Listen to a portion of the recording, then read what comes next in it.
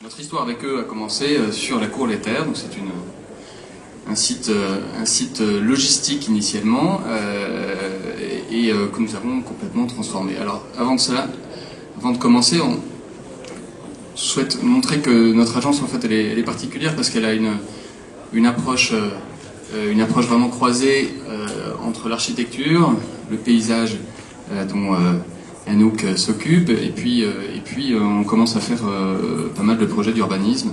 On s'occupe notamment d'un secteur sur la frontière avec le Luxembourg pour l'établissement public national là-bas. Voilà. Donc, commençons par le commencement, le campus dans la ville dans le campus. Cette interaction entre les deux, c'est ce qui nous paraissait le plus important à développer.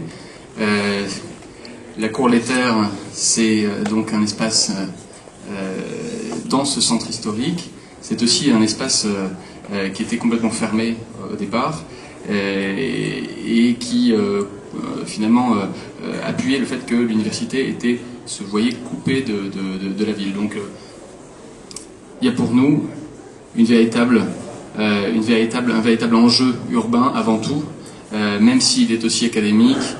On va le voir, notamment par le développement de la sphère informelle. On apprend autant aujourd'hui dans les universités les uns des autres, en travaillant en groupe, qu'on apprend dans les amphithéâtres, qu'on apprend dans la sphère formelle. Donc il y a, je pense, une révolution culturelle à réaliser dans nos universités, qui est justement d'appuyer ces espaces informels. Et donc nous, architectes, paysagistes, urbanistes, on a notre rôle à jouer. Alors voilà, la position bien centrale de cette université historique, placée dans le quartier de la Victoire.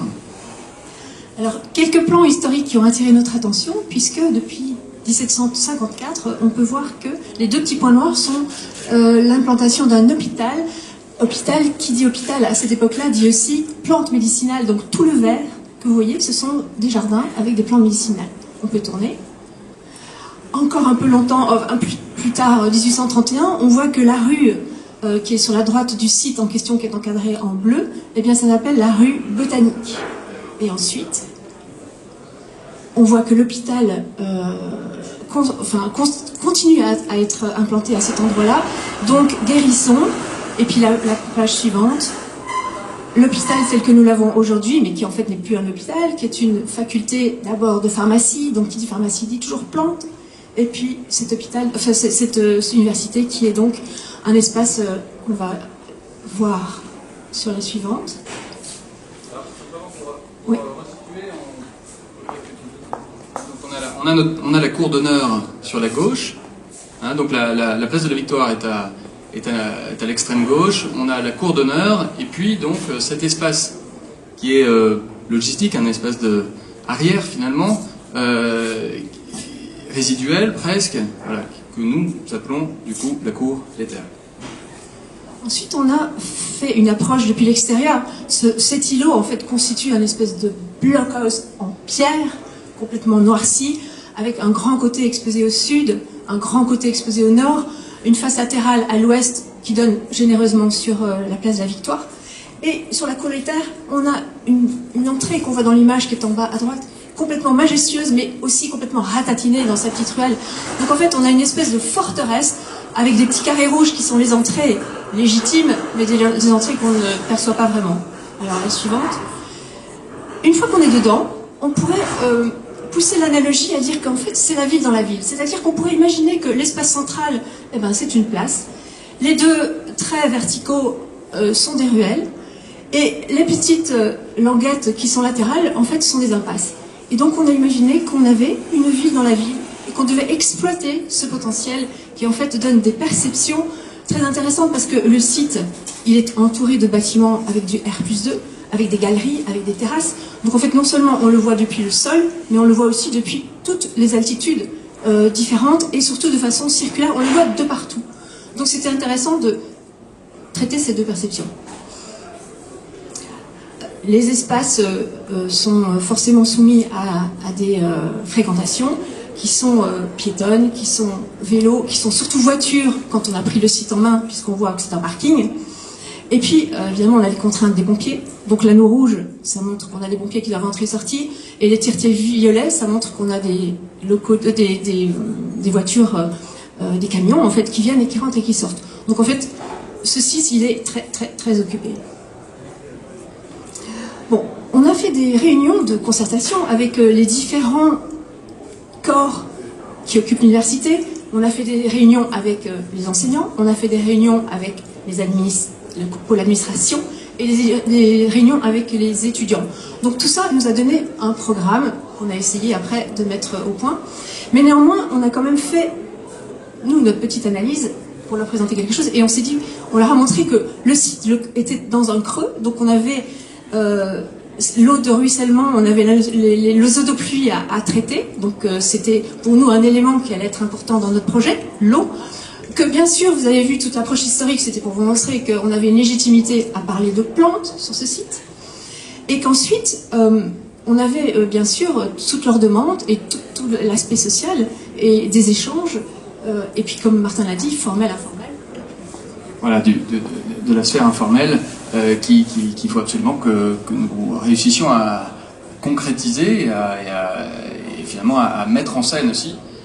Pour encourager les étudiants à rester là à midi, entre les cours, plutôt que peut-être de rentrer chez eux. Donc il y a cette place urbaine, comme Anouk l'a dit, devient ce théâtre de cette sphère informelle qui vient finalement compenser je ne sais pas la réduction, mais c'est le côté véritablement, oui, très très très conservateur des espaces existants avec la série de classes, le petit couloir, etc. Donc là, on a un espace de respiration accueillant cette dimension-là. Alors ce plan, en fait, il est la synthèse de deux hypothèses qu'on a présentées, deux hypothèses très contrastées qu'on a présentées à nos clients, qui étaient la première, on va vous faire une place avec des jets d'eau, la fraîcheur, etc. Et les camions pourront tourner et vous pourrez faire toutes vos présentations, parce que les étudiants voulaient faire des spectacles, les professeurs voulaient recevoir leurs partenaires européens. Et puis d'un autre côté, on a fait exactement l'inverse, on a présenté un oasis planté au cœur de cette place, et donc il fallait que les pompiers fassent le tour. Alors on nous a dit, bon écoutez, on aimerait bien une autre hypothèse qui fait le mélange des deux. Alors la voilà. Donc, la voilà parce qu'on a le sol minéral, donc, qui sont ces grandes traînées qu'on peut voir et qui traversent tout. On a plaqué sur les bords et au pied des façades du verre, qui rentre dans les encoches, qui fait le tour de tout, et puis qui occupe le milieu. Et puis l'eau, qui finalement, c'est réduite, mais vous verrez, c'est pas si réduit que ça, à un bassin qui est au centre. Alors voilà, donc, l'impression qu'on peut avoir du centre qui devient un oasis vert, et des périphéries avec les portails qui sont traités de façon très particulière, avec un clin d'œil sur cette notion de botanique, de science et de cellules. Donc ce sont des cellules qui sont dans la dentelle minérale en métal que vous voyez. Après, on a toute une série de documents qui peuvent montrer comment on a travaillé et installé ces coulisses vertes qui devaient effectivement répondre aux contraintes climatologiques, exposées au nord, exposées au sud, qui devaient présenter aussi des intérêts par rapport aux saisons.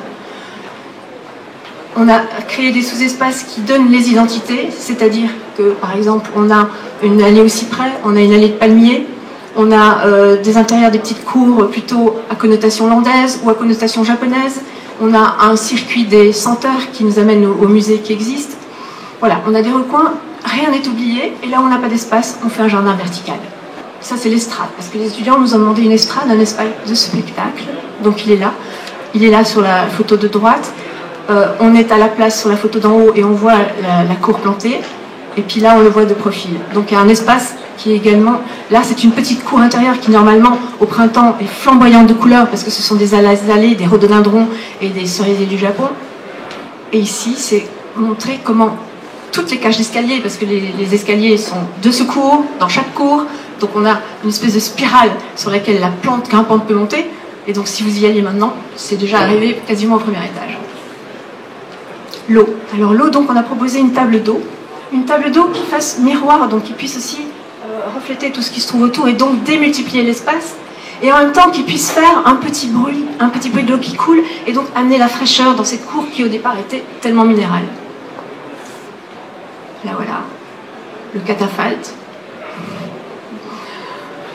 sous toutes ses formes et toutes ses coutures. On a travaillé avec un concepteur lumière qui est Jan Anton Olano, qui lui aussi a estimé qu'il était la ville dans la ville. C'est-à-dire que dans les ruelles, par exemple, on a suspendu des gamelles avec des câbles. On a considéré que la ville pouvait rentrer comme ça. Et les façades sont éclairées comme si c'était des façades dans les rues.